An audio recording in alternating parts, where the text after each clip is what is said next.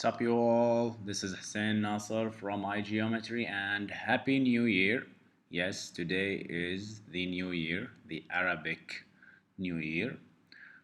And in the Arabic calendar, today is 1st of Muharram, and it is a holiday, at least here in the Middle East. So, here in Bahrain, don't know about the Middle East. Dubai, I think they gave them a holiday, but here for sure it's a holiday. So what's important is that we have a day off, so I was able to record this for you guys. Today we will discuss, we'll continue from episode 2, whatever we left off, episode 2, and we will do something more interesting today. We will introduce one interface. We'll try to keep it shorter because the previous episode was about an hour. It was too long. I couldn't control it. So we'll try to keep this shorter. Okay, so in this episode, we will do filtering. So we have our BestRuns application, if you remember. We have the data. In the last episode, we installed the data and we managed to view that data, the restaurants, and we know the different categories. In this episode, we will try to do filtering. We will try to do coding to filter these restaurants. So you will be able to show only restaurants or only diners or lounges or bars. So let's start this. First, we're gonna do it the manual way. This is how you usually do it with ArcMap. Most of you who are familiar with ArcMap knows this already. Again, if you need this data, it's already available in the previous episode. Make sure to go check it out. So in this layer, we have 5 categories, or we call them subtypes. So what is a subtype? A subtype is a special field treated by ArcMap. It is just a field. It is a coded number. So it has a code and a description.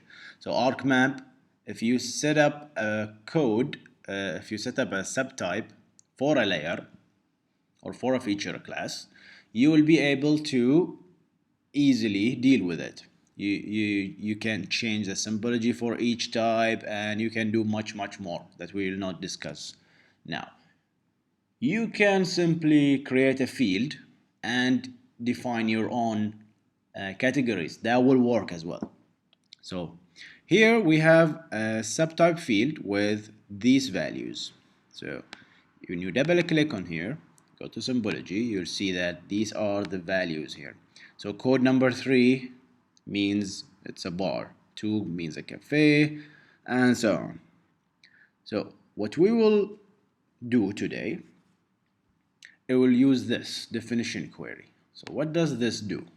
Definition query allows you to write a query, a SQL statement, a where clause to be specific, query builder, categories equal, let's say I want to show only the diners. So you see when I double click here, I got the code of that subtype. So I have the 0 now. When I say apply, only the layers the ArcMap applies filter on this layer and only shows this particular subtype. You can play with this. So if I say 1, you see the restaurants and so on. What we will do today programmatically, let's remove this. Removing this will basically show everything. You can do something fun also. So like 1 equal 1. So it's always true. This statement is always true. So always show everything. Or make a false statement that will never be true and show nothing. That will be useful in the future, not today, not tomorrow, but we will use it definitely in our future episodes. So we have our definition query. So what we will do is, let's start coding. We'll close that. We will fire up our Visual Studio. We have to run as administrator so we can compile. We established that in the first episode. And let us open our restaurants application. So what I will do is I will add 5 buttons, bars, restaurants, lounges, and so on. And accordingly, when you click on one of them, we will set the definition query to show that layer. This is what we will do basically in this episode. We'll not do more. Okay, so this is our form. Let's expand it a little bit. We will add a button. One button. I think I can copy and paste. No. Paste.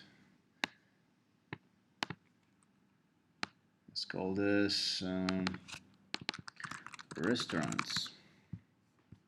Now we have to know the codes for each subtype, right? Because if we don't know the code for each subtype, we will not be able to filter, correct? So these are my lounges, and this is, let's paste again. What else are there? No, what's this? I don't, okay, diners. So our restaurants, bars, lounges, diners, let's go ahead and see, just check the codes. So restaurants, bars, lounges, diners, and there's one more I forgot, but I'm sure it's 5. So let's see. Well, cafe. Oh my god, I forgot the cafes. Shame on me. Cafes. Let's just put some nice buttons, names for this. So CMD cafes. You don't have to do this, but just so it can become readable. Your code will become readable. So diners, lounges, CMD, lounges, and I think we did this. No, we didn't. So CMD bars, and finally CMD restaurants. Save. Still, these are just a bunch of commands. No code has been written on them. So what I will do is, here, when I click on restaurants, for instance,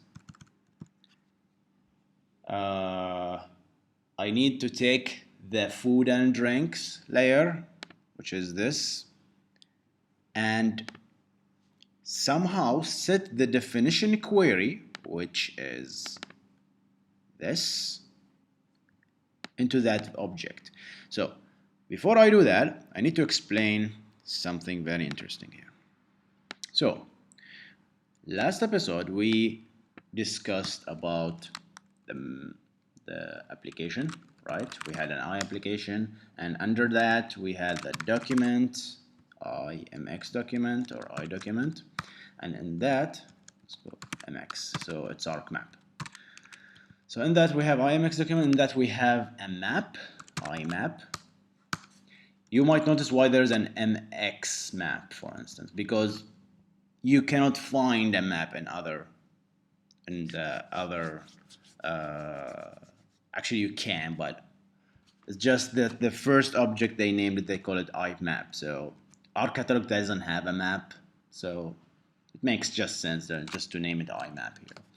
So we have a map. Inside the map we have I layer, right?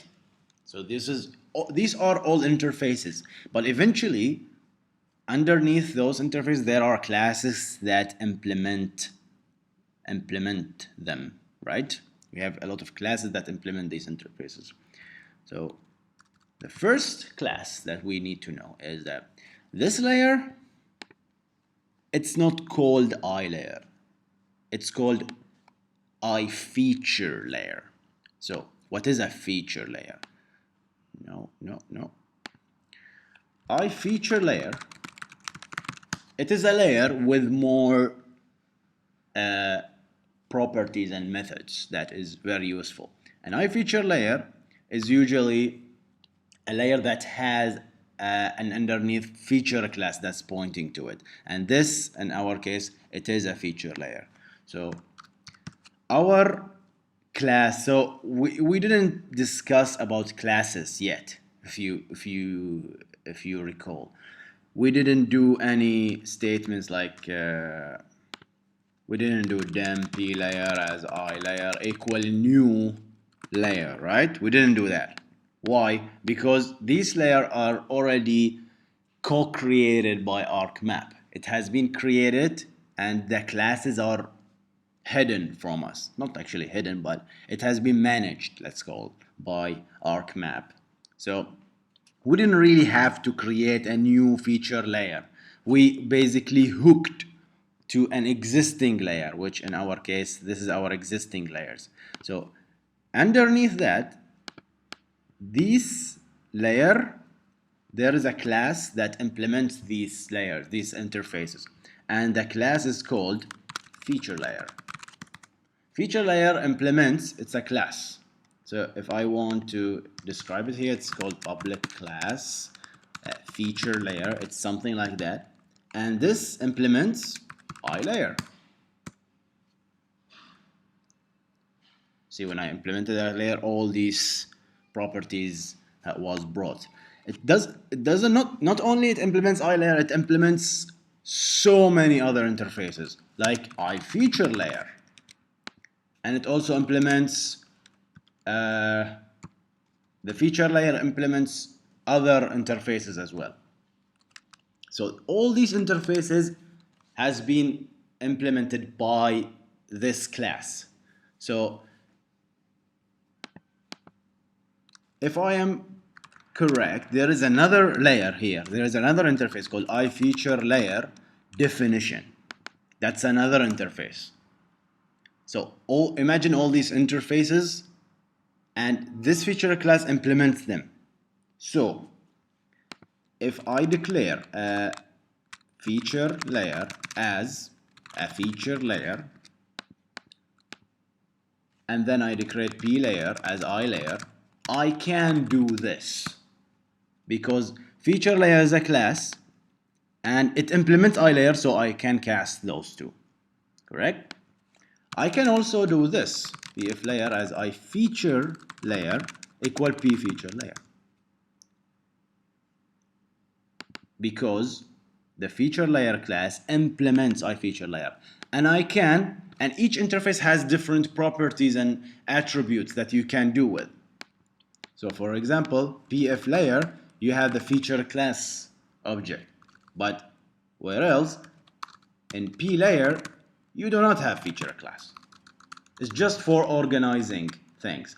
So you might ask, okay, why they have so many interfaces? It's actually the same class, but if you declare this class and you said feature layer dot, you will see literally you'll see hundreds of methods, and it's not organized at all, and it's not object oriented to keep everything in one class. So it is in one class, but you have just to separate it using these nice interfaces. So you will imagine that even to set the definition query, we will have to declare a pf feature layer def as I feature layer definition, and we set it to the feature layer, or the layer in this case.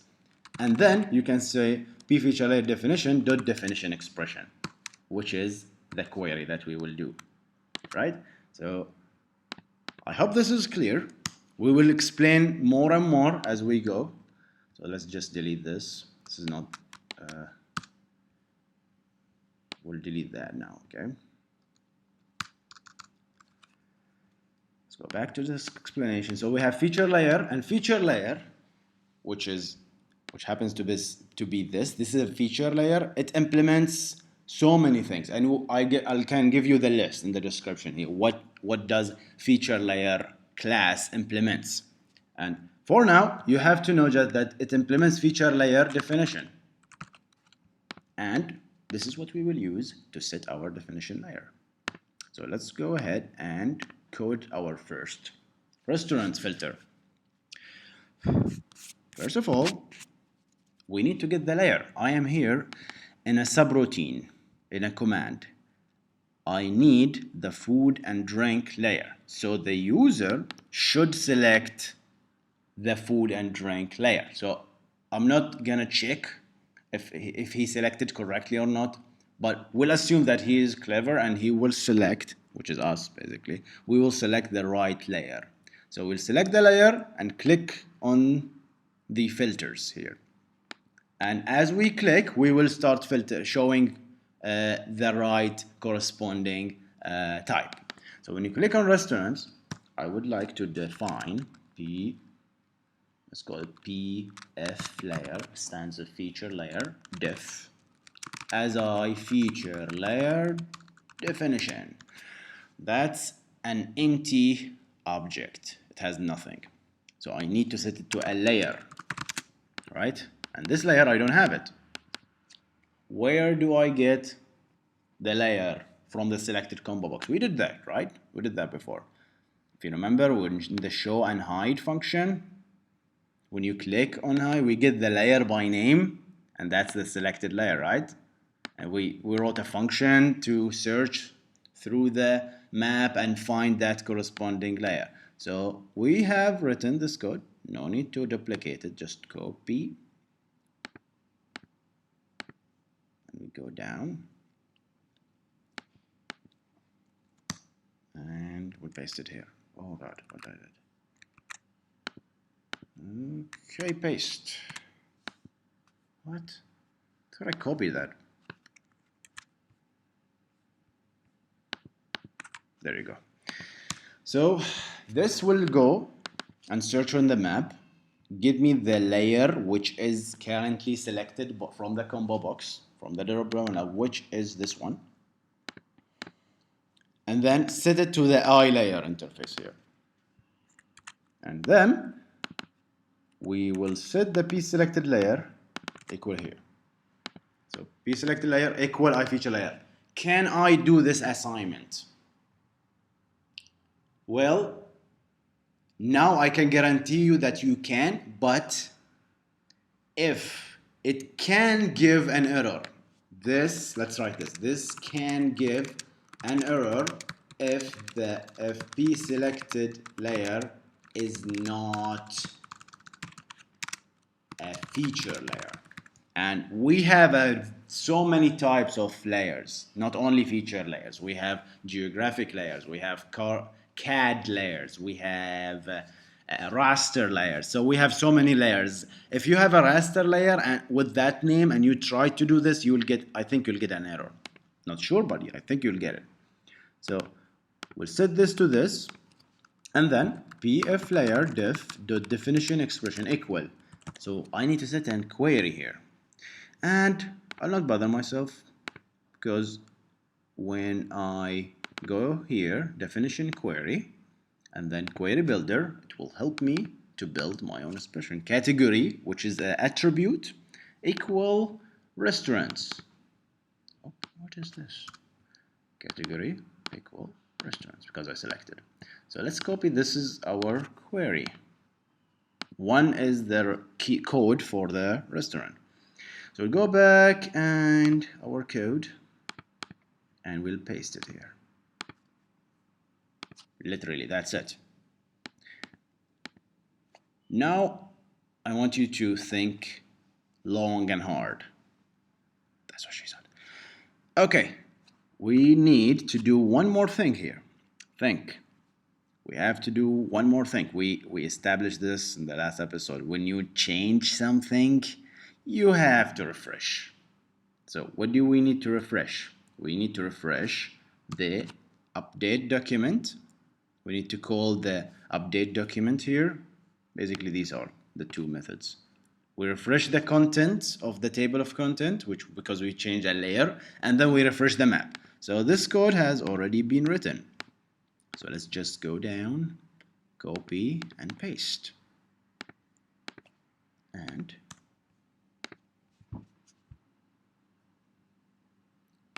it's as easy as this. Okay, let's just keep this code, category equal 1, and then we'll do something nice. We'll just test the restaurants now. If it worked, then we're good. No, I don't want to update. Remind me forever. Cancel. Build.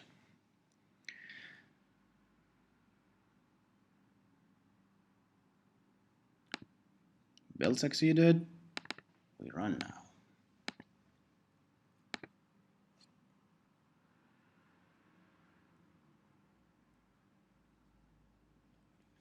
All right. Remember, the red rabbit is our restaurant's viewer. So when I click on that, hey, let's have fun. Show, hide, show. I have to select this, and then I click on the restaurants. Hopefully it will work. Wow. That's nice, right? What happens if I click on bars? It will hide the bars, right? Wrong. We didn't write any code. Guys, you have to focus, okay? You cannot do this by my own. Okay? You have to focus. So, let's close this. Go back. Here. Now, you can copy this code and paste it in all of them, correct? In the second option, let's open this because I keep forgetting these codes. Okay, so we can copy this code, paste it here, all right, and change the code, right? Or we can be smarter than that, right? Let's write a function. It's a sub. Let's call it set definition query. What do you need for the definition query? You just need the code, right? So let's call it code as integer category code. Okay. So the category code, you give me the category code and I'll take care of the rest. So I'm gonna cut this code and paste it here. Now, it's not one, it's whatever you pass here, you set the category equal and paste. Keep having problems with the paste function. And that's it, seriously. In C# you'll get an error in this statement because you have to convert. This is integer, this is a string, so you have to convert. In VB.NET, you don't have to. Okay, so set definition query. So now we'll call the BestRuns application, BestRuns button, sorry, and then set definition query, and we'll call it 1. And then here, the bars,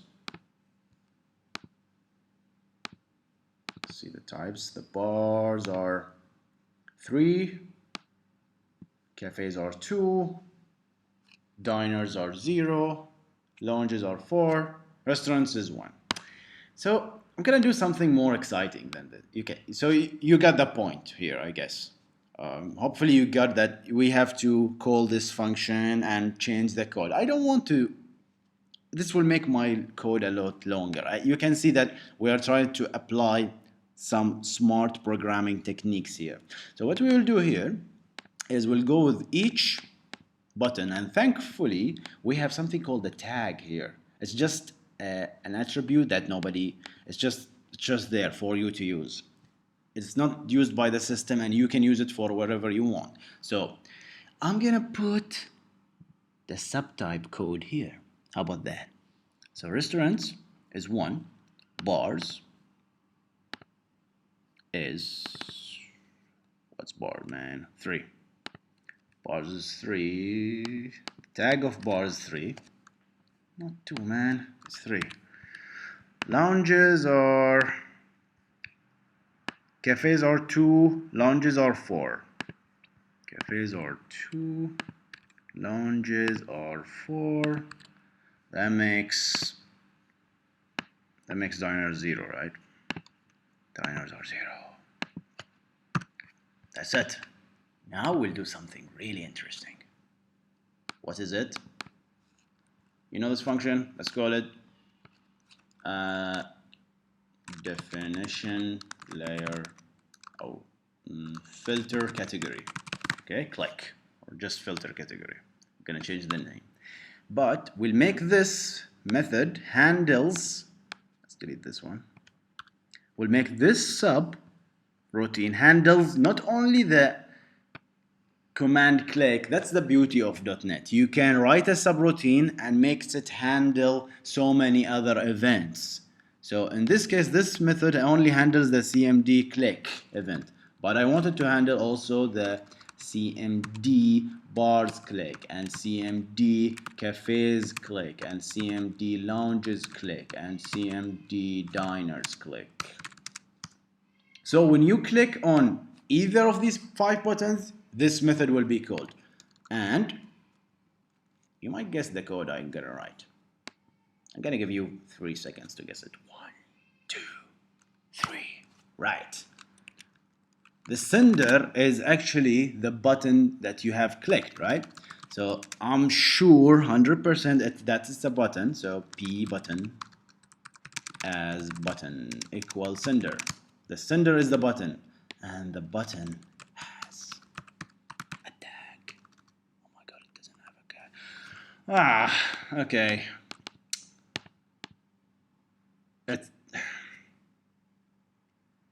This button belongs to ArcGIS. We have to do a Windows button. Windows.forms.controls.button. Hopefully it's here.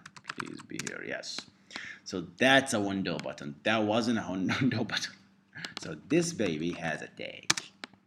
And that's it. Seriously. We just wrote every single code for these 5 buttons. So we close that.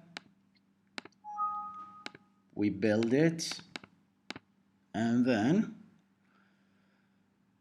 we, oh god, save. Okay, I'm gonna save it, don't worry. Build, and then let's run it.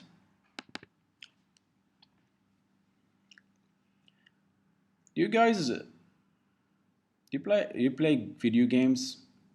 Because if you do, just write it in the comments below. I'm currently playing Dark Souls. It's a really difficult game. It's a really difficult game. I'm playing Dark Souls 2 now. I'm almost finished. My friend says that you are halfway done, and I killed more than 20 bosses, and each one is more difficult than the other. So I don't know. I play PS3. So shout out if you do play video games. You have to stay awesome. Let's continue this. So food and drink. And wow, aren't we cool, guys? Aren't we cool? We are awesome. Okay. Now I'm gonna stop here. This is too much to take for the 3rd episode. We're gonna explain more in the next episode about classes, about the implementation, about iFeature layers, and other stuff as well. And we will definitely make this much nicer as well. Okay, and we'll solve this problem. When you click on the background on ArcMap, this form is hidden. We're gonna solve that as well. All right, guys, stay awesome, and hope to see you in the next one. Bye bye.